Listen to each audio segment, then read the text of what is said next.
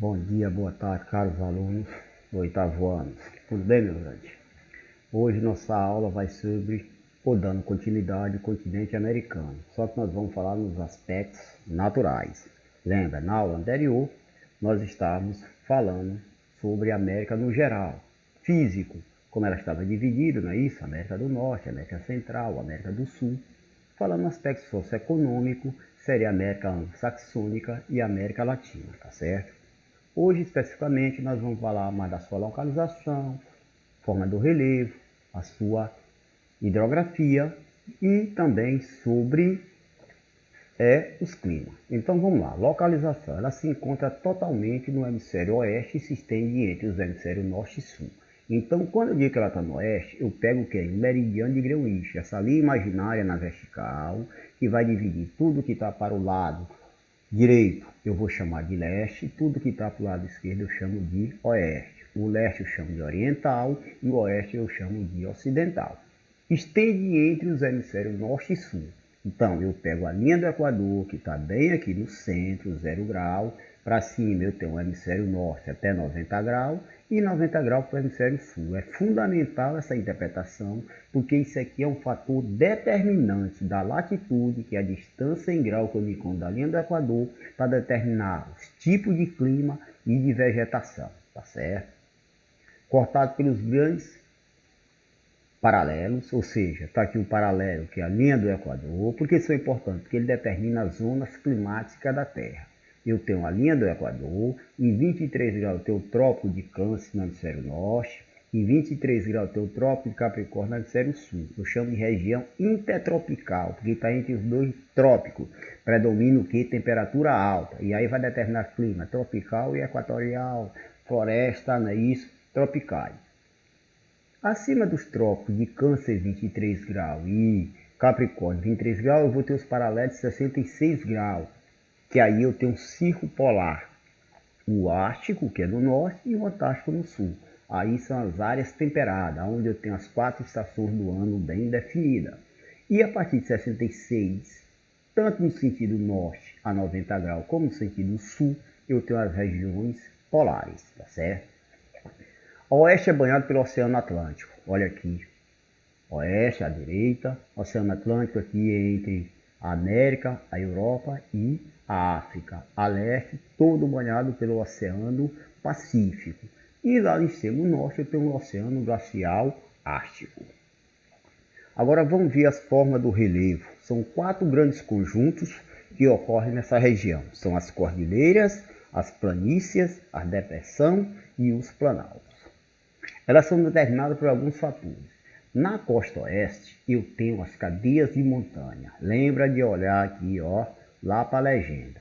Quando eu falo de altitude, que é a altura em relação ao nível do oceano em quilômetros, quanto mais alto, amarronzado, mais escuro. Quanto mais claro, mais baixo.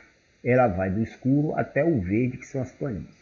Então, na costa oeste, eu tenho as montanhas rochosas, que é uma continuidade, vai descendo pela América Central, e aqui eu tenho a Cordilheira dos Andes. Por que isso aqui ocorre?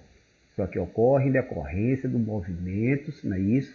Das placas tectônicas. Aí eu tenho um movimento convergente, ou seja, onde uma placa converge para outra, se choca, uma dobra que é mais maleável vai formando as cadeias de montanha e a outra mergulha para o assoalho.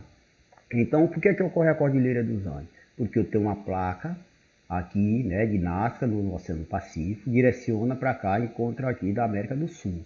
A placa sul-americana vem e se choca com ela. A placa sul-americana é maleável, dobra, forma essa cadeia de montanha, nós chamamos recente, que ainda está em formação, ainda está crescendo. Pouco ao ano, mas isso começou em 60 milhões de anos, 2, 3 centímetros ao ano. E a placa de Nazca vai afundando, vai descendo para o assoalho. É a coisa das rochas aqui. No centro eu tenho as depressões. O que são depressões? São áreas que antigamente eram cadeia de montanha, pelo intenso processo do intemperismo, que é os ventos, a chuva, a temperatura, ele foi desgastando.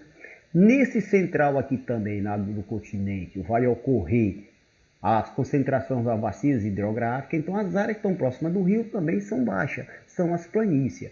E na parte leste eu vou ter algum que planaltos, olha aqui, Serra do Mar, Serra do Espinhaço, Planalto das Guianas, eu tenho aqui os Apalaches, que é a cadeia também de Planalto, Laureciano lá em cima. Então eles estão distribuídos, lembrando. Costa Oeste, as grandes cadeias de montanha, que são as cordilheiras. Costa Leste, os Planaltos. E no centro eu tenho as planícies e tenho as depressões. Agora vem as bacias hidrográficas. Primeiro, o que é uma bacia hidrográfica? Bacia hidrográfica é o rio principal, seus afluentes, subafluentes e as terras drenadas por ele. Quem é o rio principal? É aquele que recebe a água dos outros rios. Vamos pegar um exemplo para facilitar a bacia do rio Parnaíba. Então, quando eu digo que o rio Parnaíba é o principal, porque ele recebe a água do rio Puti. O Puti é o filial porque ele joga no Parnaíba, tá certo? Então, o rio primeiro, vamos pegar o Berlenga. Ele é um subafluente. O Berlenga deságua no Puti. O Puti é um afluente, joga no rio Parnaíba. O rio Parnaíba é o principal, que recebe as águas dos outros e vai desaguar no oceano. E que são as terras drenadas? São as terras que estão entre os rios, que a água se infiltra entre eles. Então, na América, nós temos muitos rios que nascem nas áreas de montanha, do oeste e deságua no litoral atlântico. Lógico, a água vai do lado mais alto para baixo. Então, nas grandes cadeias do lado oeste, onde estão as cordilheiras, é onde nasce a maioria dos rios.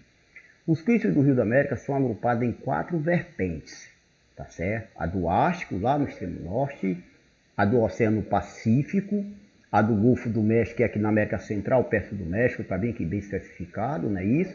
E a do Atlântico, que está mais ligado aqui a essa região leste.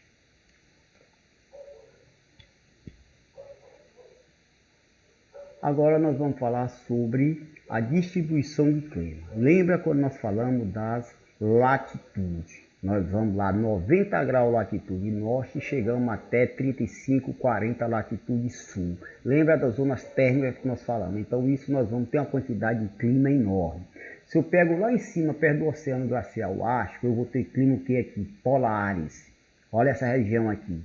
Clima polar baixo. Quais são suas características? Baixas temperaturas, pouco índice pluviométrico.